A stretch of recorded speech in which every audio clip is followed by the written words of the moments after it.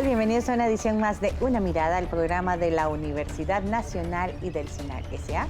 Mi nombre es Maribel Quiroz Jara y en esta oportunidad le vamos a dar una mirada al tema del cambio climático, pero sobre todo sobre el tema de las estrategias que como país estamos desarrollando, porque es un tema que nos involucra a todos y todas, es un tema mundial, no solo ocurre en Costa Rica o la región centroamericana, y estar preparados y desarrollar las iniciativas que sean necesarias para enfrentar este evento, pues es muy importante. Por eso hoy vamos a hablar de este tema. Para ello nos acompaña en esta oportunidad el señor Olman Segura Bonilla, quien es investigador académico del Centro Internacional de Política Económica, de la que también es su director, y además pues es rector de la Universidad Nacional, fundador de Una Mirada. Bienvenido, don Olman, un gusto tenerlo aquí. Muchas gracias, un placer. También nos acompaña Vanessa Valerio Hernández, quien es académica de la Escuela de Ciencias Ambientales de la Universidad Nacional. Gracias por estar con nosotros. Muchas gracias. También está con nosotros Andrea Mesa Murillo, quien representa la Dirección de Cambio Climático del Ministerio de Ambiente y Energía. Gracias por estar con nosotros. Gracias a ustedes por la invitación. Además, está con nosotros Pascal Girot, quien representa al Consejo Científico de Cambio Climático. Gracias por estar con nosotros. Muchas gracias. Un tema del que tenemos bastantes años ya de estar conversando. De hecho, cuando estaba preparando el tema recordé que el primer programa de Una Mirada que grabé yo hace 9 años fue sobre cambio climático. Y en ese tiempo pues todavía había mucha confusión sobre el tema. Hoy definitivamente lo tenemos más claro, hay mucha investigación, mucha divulgación y definitivamente es claro que la participación de todas y todos los ciudadanos pues es muy importante para enfrentar este evento. Tal vez me gustaría iniciar recordándole a la gente, que estoy segura que muchas de las personas que nos acompañan en la audiencia ya han oído hablar de este tema, pero vale la pena recordarle a la gente qué entendemos por cambio climático. Estamos en realidad ante el mayor desafío que enfrenta la humanidad. El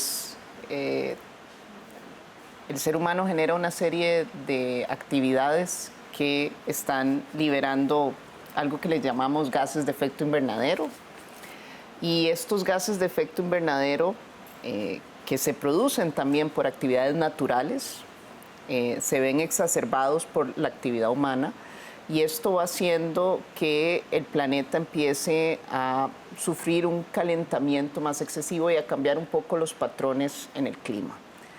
Y esto al mismo tiempo lo que nos está generando son muchos efectos en nuestro día a día, porque el clima al final tiene mucha relación con actividades tan fundamentales como la agricultura o simplemente en nuestro estilo de vida en las ciudades. Entonces, cuando empezamos a ver efectos de este calentamiento que se traducen en nuestras ciudades, por ejemplo, en que de repente llueve muchísimo en un periodo de tiempo muy corto, empezamos a ver estos picos y nos empieza a generar, ¿verdad?, muchas inquietudes, muchos efectos en nuestro estilo de vida, en nuestra forma de producir, porque estos pequeños incrementos en la temperatura desencadenan muchos cambios. El clima es un sistema muy complejo y no estamos a veces tan claros cuáles son efectivamente esos efectos, porque así como a veces tenemos esos picos en lluvia, también tenemos más bien esa otra cara que es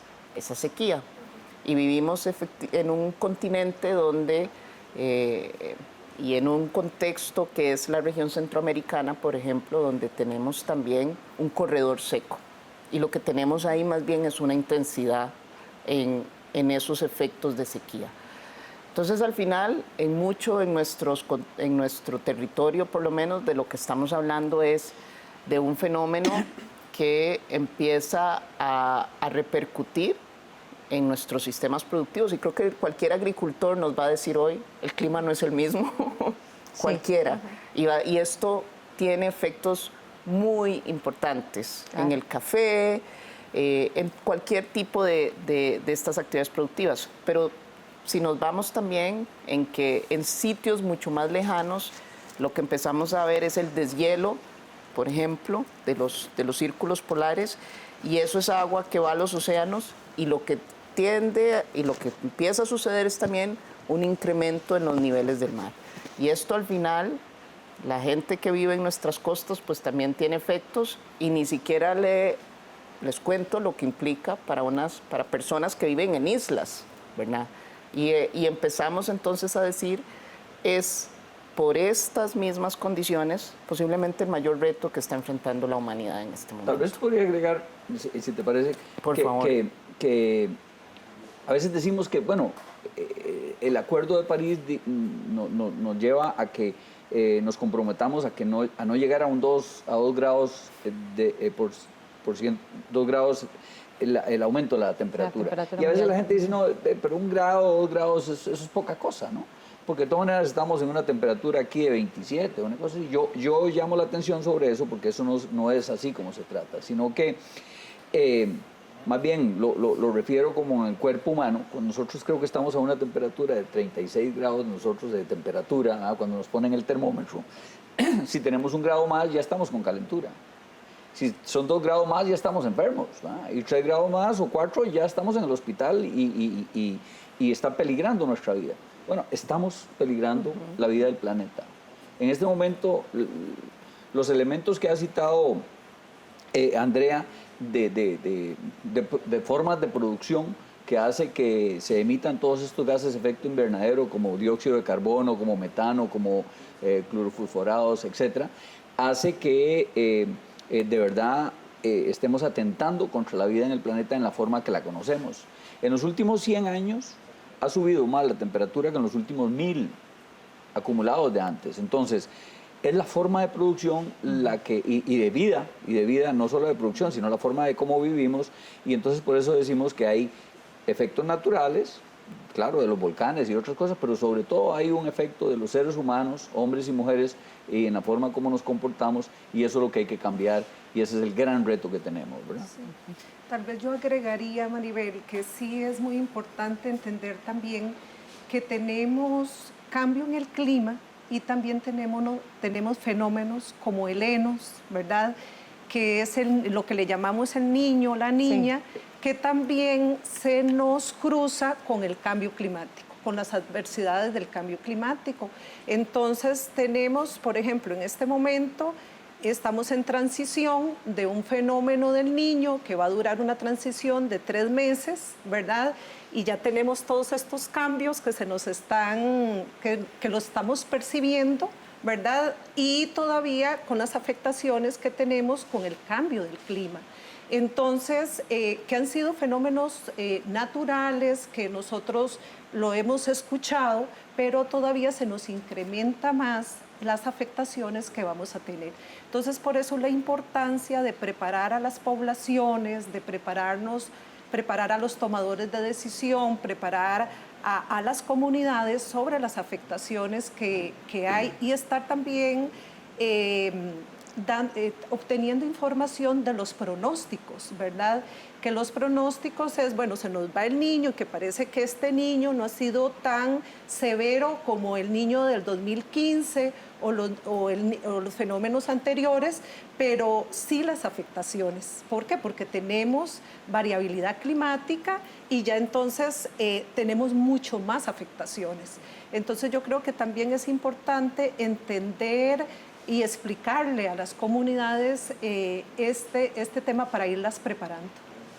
También creo que el cambio climático viene a afectar sistemas, comunidades y sistemas productivos que ya de por sí son vulnerables. Es decir, ya hay no es que estamos empezando de cero, mucha gente ocupa, digamos, trabajar la tierra y producir, y muchas veces en condiciones adversas. Es decir, existen comunidades más vulnerables que otras. Por ejemplo, lo que mencionaba Andrea del aumento del nivel del mar, que viene, hace un par de semanas estuve en Caldera, en la zona costera, que cada vez que hay un oleaje extraordinario se inunda, y de hecho el oleaje pasó de un lado a otro de la carretera, la 27, es decir, hay sistemas más expuestos que otros, hay sistemas productivos, sobre todo los que dependen de la pesca, de la agricultura, los que viven en zonas costeras, en zonas inundables, van a tener que pagar un precio más alto que otros. Es decir, son más vulnerables y se van a ver más afectados, y de ahí hay que también priorizar las acciones para proteger y robustecer esos sistemas productivos, esas comunidades que están ubicadas en zonas más peligrosas. Sí, un tema que requiere un abordaje integral, que es el que procuramos darle en este espacio. Ahorita vamos a ir a una pausa, quédese con una mirada que ya volvemos.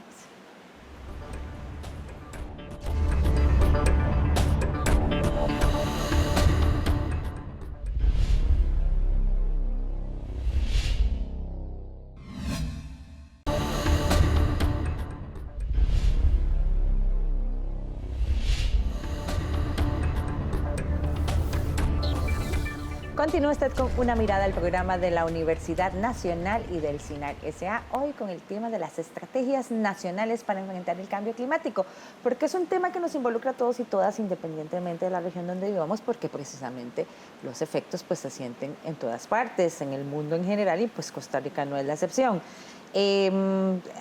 Durante varios años se ha venido trabajando en una estrategia nacional para abordar el cambio climático que conllevó un diagnóstico país. Sería tal vez importante retomar inicialmente en este bloque, bueno, ¿cuál es la situación de Costa Rica? Porque nosotros oímos que es que los polos, que las inundaciones en Europa, en fin, pero ¿cuál es la situación costarricense en materia de cambio climático?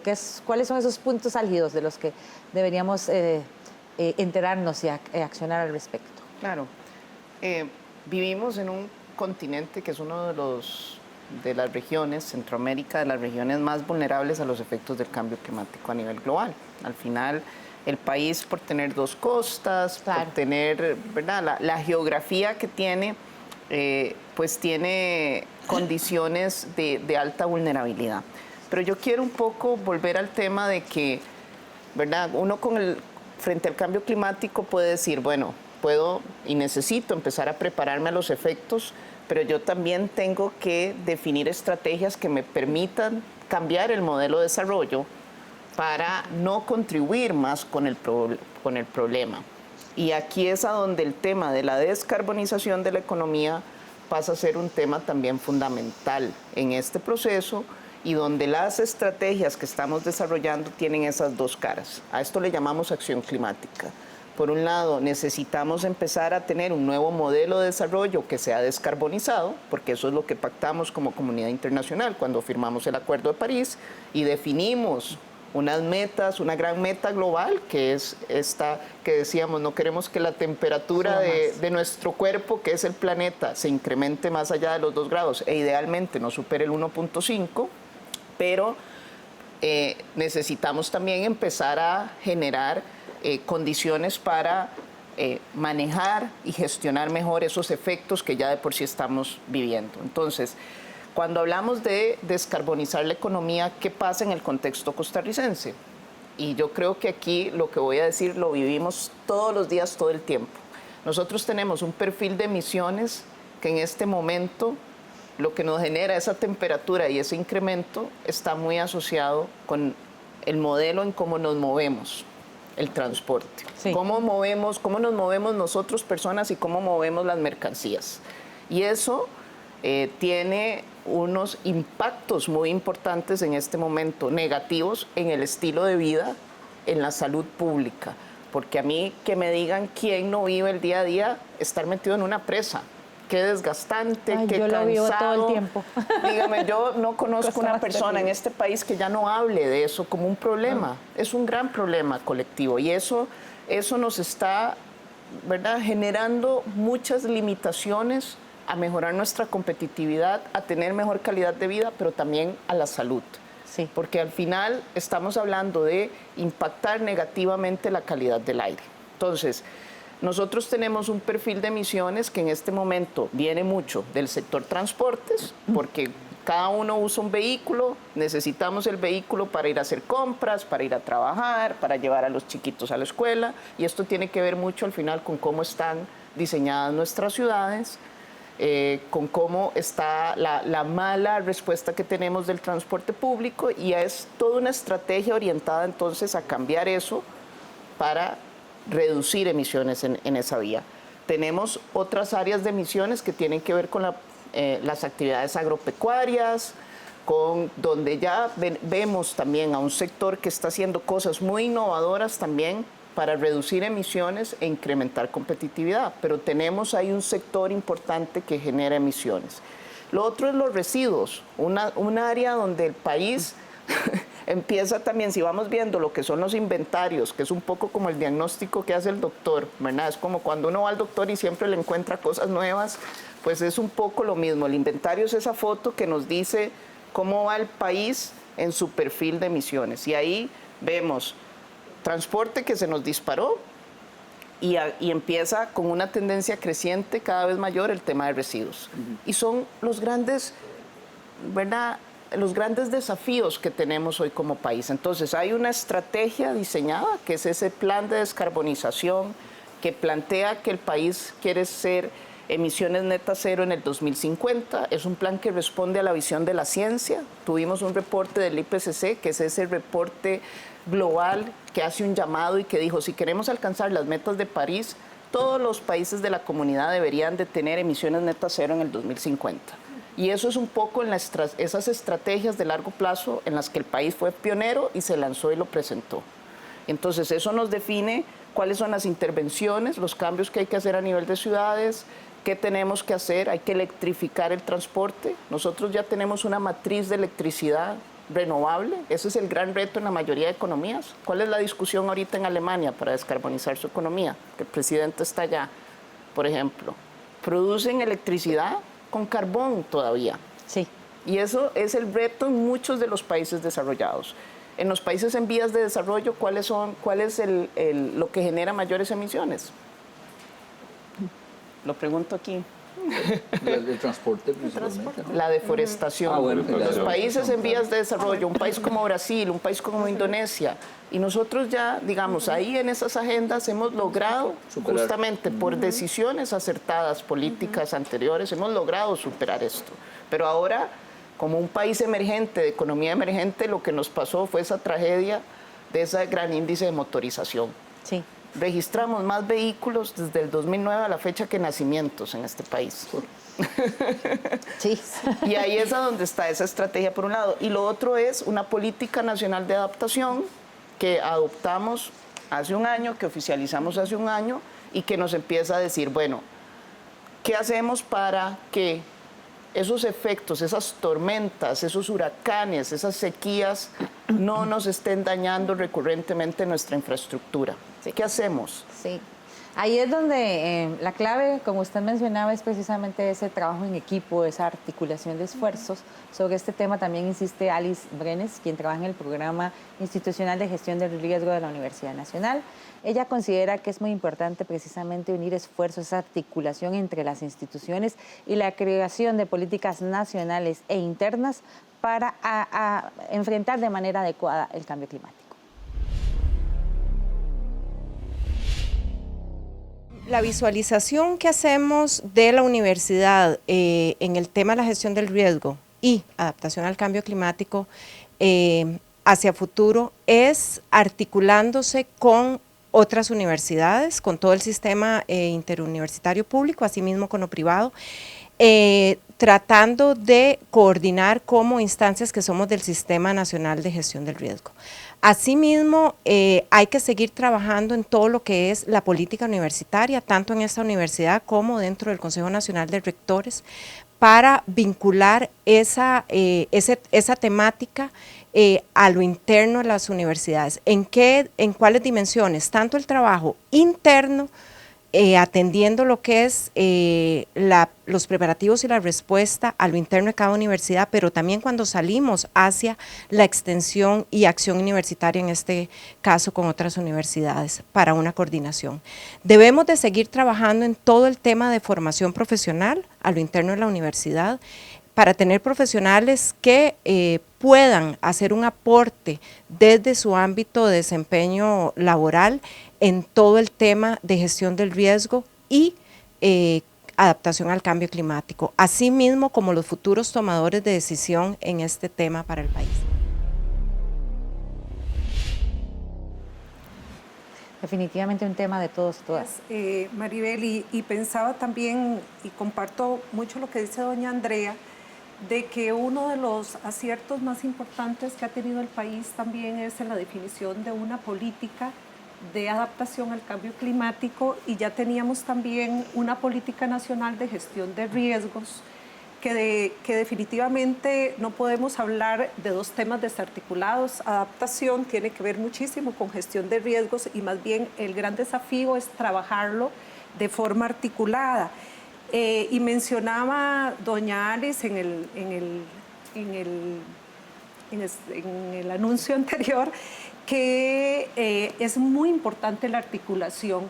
Y definitivamente necesitamos articular lo que ahora se llama gobernanza multinivel, o sea, que es la articulación de las políticas, de los programas nacionales a nivel regional y a nivel local. Y con eso quiero mencionar que nosotros trabajamos con los gobiernos locales y en recientes estudios que hemos hecho, que hicimos uno en el 2015 y uno en el 2018, para conocer el estado de la gestión municipal, de cómo está abordando la gobernanza climática, mencionaban, o sea, hay una gran preocupación sobre el tema del cambio climático, principalmente se relaciona con escasez de agua, con inundaciones y con sequías, pero muchos gobiernos locales no pasan de la preocupación a la acción, ¿verdad?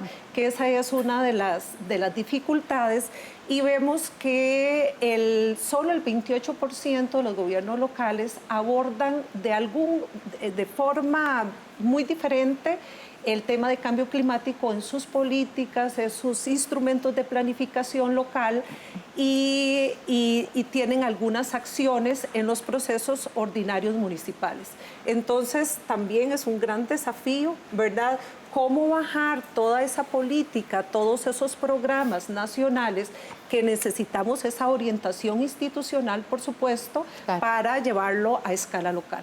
Yo tal vez ahí podría aportar que, en efecto, coincido totalmente con lo que plantea Vanessa.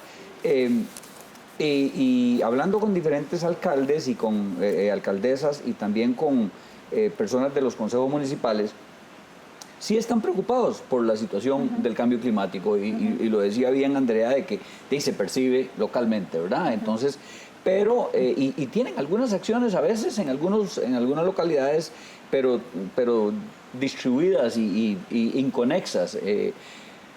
Entonces, les hemos propuesto desde el SINPE hacer una política a nivel municipal.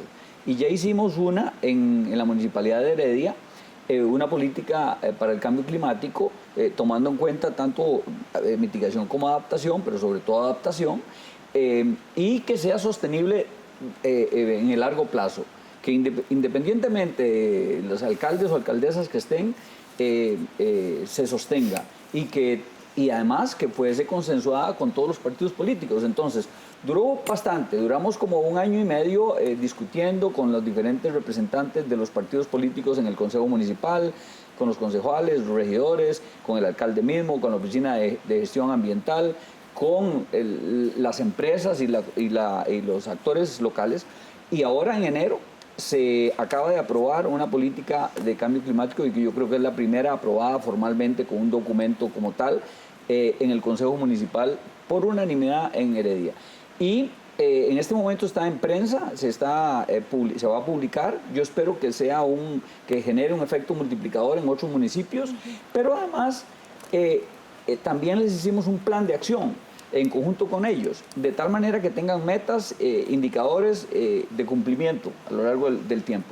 Y hicimos una alianza con el CIDE, con el Centro de Educación de la Universidad Nacional, y se está haciendo, porque uno de los elementos es fundamental en la educación, se está haciendo un programa impulsado desde la municipalidad con el MEP para las escuelas y colegios locales de Heredia, de los 16 colegios que existen, para dar educación en cumplimiento, con un modelo, con un instrumento que le dé cumplimiento también a la política que se planteó. Y también se hizo otra alianza con Ciencias Ambientales y el Laboratorio de Química está haciendo la contabilización de las emisiones de gases de efecto invernadero, porque una de las metas es reducirlo, pero ¿cómo vamos a reducirlo si no sabemos cuánto tenemos? Entonces, está una medición en todas las fábricas, en las zonas francas de Heredia, en las calles, en fin, en todos los lugares, y pronto vamos a tener todo eso. Entonces, yo creo que hay que hacer más a nivel local y generar políticas claras a nivel local para esto. Sí, definitivamente creo que estamos ahora en una etapa de implementación. O sea, ya tenemos Acuerdo de París, hemos ratificado, tenemos dos instrumentos de política nacional, que es el Plan de Descarbonización y la Política Nacional de Adaptación. Y uno de los frentes más importantes en este momento es aterrizar a nivel municipal. Por ejemplo, en el tema de residuos sólidos, que es la tercera fuente de emisiones de nuestro país, las municipalidades, el Ministerio de Salud juegan un papel fundamental. O sea, si bien Salud es el Ministerio Rector, quienes realmente tienen que implementar políticas locales de manejo de residuos para reducir emisiones son las municipalidades. Y ahí hay muchos esfuerzos que se están haciendo, pero creo que se puede hacer mucho más en forma articulada. En temas también de acceso a la información, uno de los temas que estoy trabajando desde la Escuela de Geografía de la UCR, estamos trabajando en este momento en un convenio con el IFAM para mejorar el acceso a la información. Uno de los grandes problemas que tenemos a nivel local es tener información actualizada, fidedigna, sobre tanto las emisiones a nivel local. Tenemos ahora con el nuevo programa País la posibilidad de que las municipalidades puedan tener un inventario, un balance un poco de sus emisiones a nivel cantonal, pero también de poder tener idea, o mejor, digamos, acceso a información climática a nivel también de los datos climáticos, y que todavía tenemos enormes dificultades para tanto la comunidad universitaria, las autoridades municipales, de tener acceso a información climática de acceso libre y de buena calidad, que pueda ser útil para tomar decisiones a nivel municipal en materia de adaptación, por ejemplo. Sí, con ustedes coincide Jacqueline Centeno sobre el tema de la prioridad de trabajar con las comunidades directamente. Ella es investigadora del Instituto de Estudios Sociales en Población y ha estado trabajando durante varios años con comunidades vulnerables, sobre todo aquellas que tienen una vulnerabilidad especial con el tema del cambio climático, con el fin de educarles en materia de gestión de riesgo y cambio climático. Este trabajo es parte de los proyectos de extensión universitaria de la Universidad Nacional. Creo que la universidad ha venido haciendo esfuerzos para trabajar en la temática de riesgo y cambio climático. Dentro de esos esfuerzos me parece importante la articulación que se deben realizar entre las diferentes unidades académicas que tiene la universidad para evitar la duplicidad de acciones.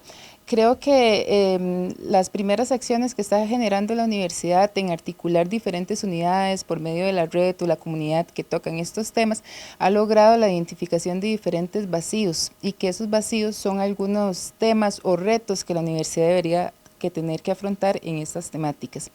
En el caso de la extensión universitaria, específicamente con el trabajo de las comunidades, me parece muy importante lograr un trabajo interdisciplinario entre diferentes profesionales, pero que ese trabajo interdisciplinario tome en consideración las necesidades de las comunidades, que no sean solamente proyectos o actividades que se formulen desde los escritorios, sino que se tome en consideración las necesidades y los vacíos, la falta de información o de capacitación que tienen los diferentes actores o líderes comunales. A partir de ello, creo relevante la incorporación de metodologías participativas, donde los trabajadores o funcionarios de la Universidad Nacional se conviertan más que todo en facilitadores o personas que acompañen esos procesos de cambio y se logre el empoderamiento de las personas por medio de talleres, capacitaciones, giras, estudios de caso, que les facilite generar conocimiento y que los pueda empoderar a los eventos antes, durante y después, no quedarse solamente en una etapa de lo que conocemos como gestión de riesgo. Además, también me parece importante trabajar el tema emocional que viven las personas que viven constantemente eventos o que han vivido eventos. Me parece que muchas veces se plantean proyectos que no consideran esta parte, y es importante fortalecer la parte emocional o ver cómo se acerca uno con los seres humanos que han vivido un evento específico. Si hablamos de una inundación, de un deslizamiento, en realidad encontramos comunidades que han tenido que trasladarse o reubicarse en diferentes sitios, y muchas veces nos concentramos nada más en una parte de capacitación y fortalecimiento, pero es cómo atender a una población que ha vivido una reubicación, cómo atender a una población que ha perdido uno o dos familiares, porque efectivamente esto cambia la experiencia de vida y cómo yo puedo estar preparada para nosotros. Fundamental empoderar a la gente en este tema. Totalmente de acuerdo, y creo que es clave esto que decíamos, El gobierno local tiene muchas capacidades en el ejercicio de sus competencias, efectivamente, de transformar la forma en cómo está ordenado su territorio. Al final hacen planes reguladores, que son el instrumento que tenemos para ordenar el territorio, dan permisos de construcción, hacen obra pública, o sea, todas esas son acciones y actuaciones a través de las cuales podemos o incrementar, ¿verdad?, la vulnerabilidad y el riesgo en un territorio, o reducirlo, por un lado, o lo mismo para los temas de descarbonización, o ir hacia modelos, ¿verdad?, orientados al transporte público, o hacer ciudades que cada vez nos obliguen más a tener que utilizar el vehículo y los medios no motorizados, entre otros. Entonces, vemos que efectivamente el municipio se convierte en un actor fundamental. Entonces, por eso hay ahora un programa País de Carbono Neutralidad en una categoría municipal. Tenemos 6 municipalidades iniciales pioneras. Acabamos de lanzar un concurso para 14 municipalidades nuevas que participen. Aquí es clave, efectivamente, tener a veces cierta estandarización de metodologías para poder registrar, para poder llevar, ¿verdad?, intercambio de conocimiento. Entonces eso es clave y eso es parte de esos esfuerzos que se han venido dando. En el tema justamente de comunidades, hay muchas cosas muy interesantes que la gente viene haciendo. Tenemos en práctica en este momento un fondo de adaptación donde se han venido invirtiendo cerca de $10 millones trabajando con productores, trabajando con pescadores, trabajando, ¿verdad?, con diferentes comunidades locales, y donde, ¿qué es, en términos prácticos, lo que puede hacer entonces un agricultor cuando viene la época de sequía? Y a veces no son grandes obras, ¿verdad? A veces tenemos la idea de que es muy, muy complicado y tiene que ver muchas veces incluso con conocimiento ancestral, con el tema de cosecha de agua, ¿verdad?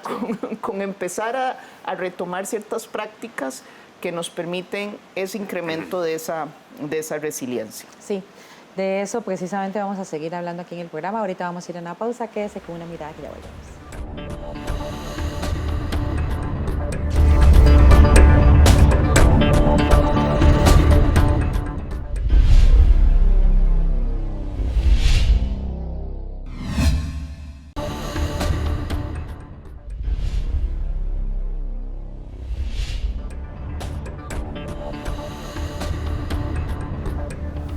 Regresa usted a Una Mirada, del programa de la Universidad Nacional y del CINAR S.A., hoy con el tema de las estrategias para el abordaje del cambio climático en Costa Rica.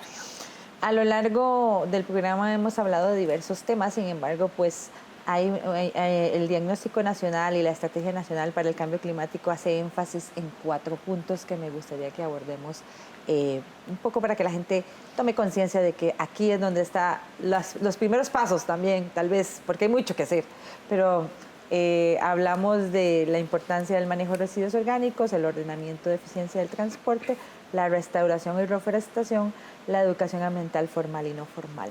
Quería detenerme primero en el tema del manejo de residuos orgánicos, porque si bien hay muchas campañas a nivel nacional sobre este tema, en el ámbito cantonal también, iniciativas de las municipalidades, los números dicen que todavía no tenemos un compromiso importante de la población en materia de actividades como reciclaje o de manejo de residuos orgánicos.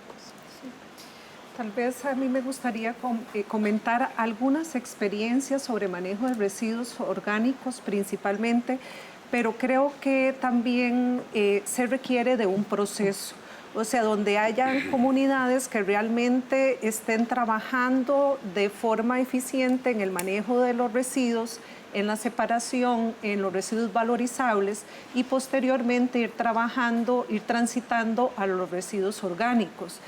Hay varias municipalidades o gobiernos locales o experiencias de comunidades que tienen manejo de residuos orgánicos.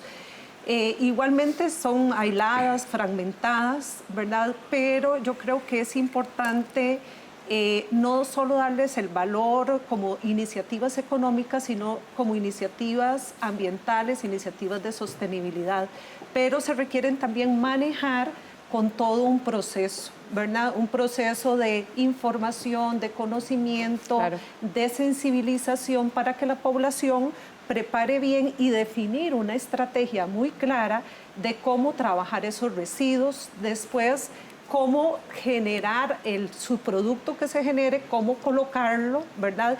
Y que posiblemente estas iniciativas no sean para todos los territorios, dependiendo mucho de la composición del territorio. Por ejemplo, para territorios más rurales, puede ser que no se requiera un manejo a escala cantonal, sino que cada casa, ¿verdad? Como se hacía anteriormente, tenga su compostaje, trabaje sus residuos, y en territorios más urbanos sí trabajar más proyectos de residuos orgánicos.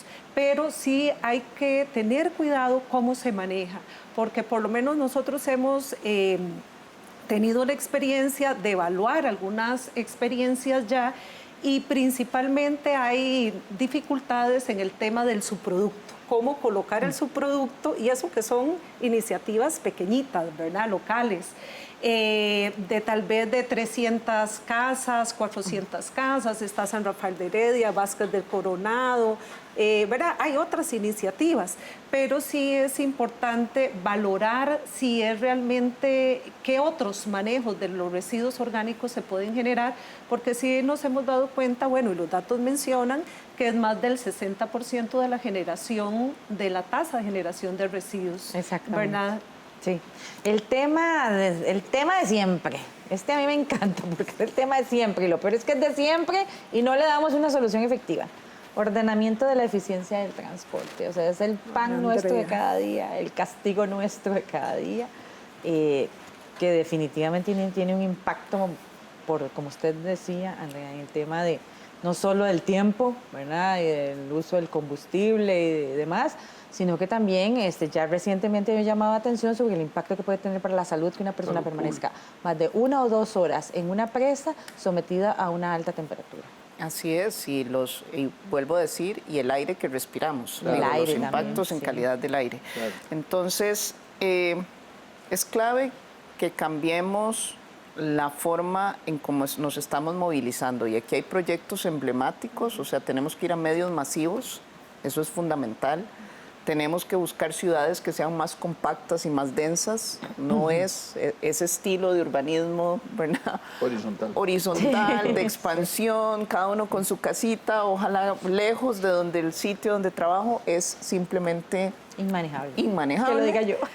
Es inmanejable vivir en Paraíso de Cartago y trabajar aquí en Escazú, no es una buena idea, no es buena idea para su salud, para su bolsillo y para el planeta. Entonces, ¿eso a qué nos lleva? A ese replanteamiento del modelo de ciudad. Proyectos claves como el tren interurbano se convierten en una prioridad. Asociado a ese tren interurbano es empezar a hablar del cambio de este modelo de ciudad. Necesitamos entonces entender que los buses tienen que alimentar esos sistemas masivos, que necesitamos tener ciclovías que nos lleven a esas paradas, a esas estaciones intermodales, y esto no es física cuántica. O sea, ya hay modelos urbanísticos que nos permiten hacer esos replanteamientos. Medellín, el modelo europeo de las ciudades, y empezamos a ver a nivel latinoamericano experiencias interesantes. Pero no, ahí hay cosas interesantes. ¿Qué está pasando en Cartago? Cartago tiene su ciclovía, tiene una estación de tren. Exacto. Empezamos a ver también otra vez a nivel municipal experiencias, Montes de Oca, o sea, cosas que son buenas prácticas. El carro no puede ser el dueño de las vías, y yo sé que esto, cuando uno viaja en vehículo, uy, me quitaron espacio para mi vehículo. Es que así es como tiene que ser prioritario el que vaya en bus, tiene que haber carriles exclusivos, y eso es lo que nos va a cambiar. Es muy fundamental en esta estrategia de descarbonización hablar de la electrificación del transporte, y el país tiene todas las condiciones para avanzar ahí. Es una medida muy costo efectiva para lograr impacto, pero no puede ser solo un cambio de tecnología, estamos hablando de sostenible. Sí, también tenemos el tema de la restauración y la reforestación. El país ha hecho importantes esfuerzos en esta materia, sin embargo, parece que todavía tenemos mucho en qué avanzar con el tema de la reforestación del territorio y la protección sobre todo. Sí, no, sin duda el tema forestal es importante, inclusive, bueno, era uno de los pilares de la política de carbono neutralidad. Exacto. Se basaba en la compensación de emisiones a través de de la remoción, digamos, de CO2 a través de la reforestación y de la conservación forestal. Ese tema es importante. Lo que sí queda claro ahora, desde que tenemos el Acuerdo de París, es que no podemos basar únicamente la solución en la parte de reforestación, o sea, de descansar toda la compensación de todas nuestras emisiones que siguen yendo para arriba sobre el recurso forestal es importantísimo, pero es insuficiente, hay que hacer más. Y creo que de poder también combinar metas, por ejemplo, un buen manejo de un paisaje agrícola, de un sistema productivo agrícola bajo en emisiones, también puede dar muchos réditos en adaptación, digamos, y un buen manejo, por ejemplo, forestal y un manejo de cuencas puede también reducir lo que son inundaciones, deslizamientos y muchas de las pérdidas que seguimos teniendo por eventos climáticos extremos. Se calcula, la Comisión de Emergencia calcula que entre el 2005 y 2017 se perdieron $2.000 millones en pérdidas de infraestructura vial, de puentes, carreteras, tendidos eléctricos, de acueductos, por inundaciones y deslizamientos. O sea, es un costo que va a seguir incrementando conforme avanza el impacto del cambio climático y tenemos que detener esos impactos a través de la adaptación. Yo quería aportar que, como vemos, aquí hay un montón de temas que todos van vinculados. O sea, definitivamente, como también dijo nuestra compañera de la universidad antes, es un trabajo interdisciplinario, es un trabajo multi y transdisciplinario más que nada. Y en ese sentido, vuelvo a como empezamos, hace casi una hora. Tenemos que cambiar nuestra forma de comportarnos, tenemos que cambiar la institucionalidad, tenemos que cambiar mentalmente cuál es nuestro estilo de desarrollo como país y como personas. Lo decía Andrea hace un rato, le decía Vanessa, pensamos en que tenemos que tener cada uno un vehículo. Y el 95% del tiempo el vehículo pasa estacionado afuera porque estamos trabajando o estacionado afuera porque estamos durmiendo, etc. Pero el sistema de transporte no nos ayuda a cambiar. Entonces necesitamos una política nacional diferente, un nuevo enfoque de la economía. Y bueno, ahí vienen una serie de elementos claves en donde se deben tomar en cuenta porque se va avanzando en ese camino. Por ejemplo, el tema de los desechos, las composteras, el reciclaje, el reuso, la valorización. Bueno, eso ha significado que se transforme la economía de una economía muy lineal a una economía más circular. Y entonces estamos enseñando ya ahora sobre economía circular en las escuelas y en las universitarias. Entonces, yo quisiera decir, a mí me parece que hace falta, y yo se lo he dicho a Andrea, no es un secreto, una política nacional de cambio climático. Tenemos una política de adaptación, tenemos una política de gestión de riesgo, ahora ya empiezan a surgir las políticas municipales de cambio climático, tenemos una estrategia nacional de cambio climático. Yo estoy terminando un proyecto en la universidad y vamos a entregarle al MINAE una propuesta borrador, desde luego, de política nacional de cambio climático, porque creo yo que debe enfocarse esto a que también tiene que transformarse, digamos, la política fiscal. No puede ser posible que pongamos impuestos a las cosas buenas, al trabajo, a las ganancias, al esfuerzo, y no le pongamos impuestos a las cosas malas, como puede ser la contaminación, la usura, el derroche, la ostentación, que todas esas tienen impacto en el cambio climático. Sí, en este tema es muy importante el último punto de precisamente de esos puntos clave de los que hablábamos al inicio, que es el tema de la educación ambiental formal y no formal. Y en este momento les quiero compartir la experiencia de Heidi Vega, quien es académica del Centro de Estudios Generales de la Universidad Nacional. Ella tiene un proyecto de sensibilizar a las y los estudiantes de las diversas carreras sobre los retos que tendrán como futuros profesionales en la búsqueda de soluciones para el cambio climático, entre otras responsabilidades sociales.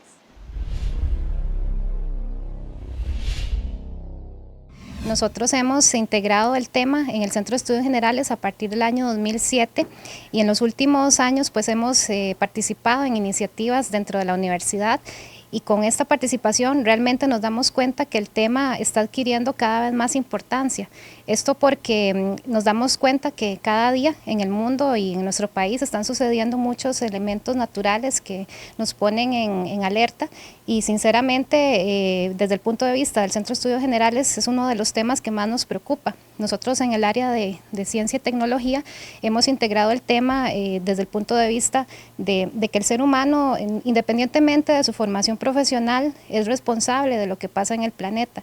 Y por ejemplo, nosotros en los cursos de estudios generales asumimos la parte básica sobre gestión de riesgo, tratamos de sensibilizar a los estudiantes desde su perfil profesional, pero especialmente desde su perfil humano y por lo tanto dándonos cuenta también de la labor que realizan otros compañeros en otras unidades académicas, visualizamos que el tema siempre se va a encontrar presente y más bien pensamos que podríamos ofertar más cursos. Por ejemplo, yo estoy dando uno sobre perspectiva humanística de cambio climático. Sin embargo, el tema de gestión de riesgos es muy amplio y considero que es necesario también ampliar la oferta de cursos en este tema. Definitivamente mucho que trabajar para articular acciones que involucren a todos los sectores del país.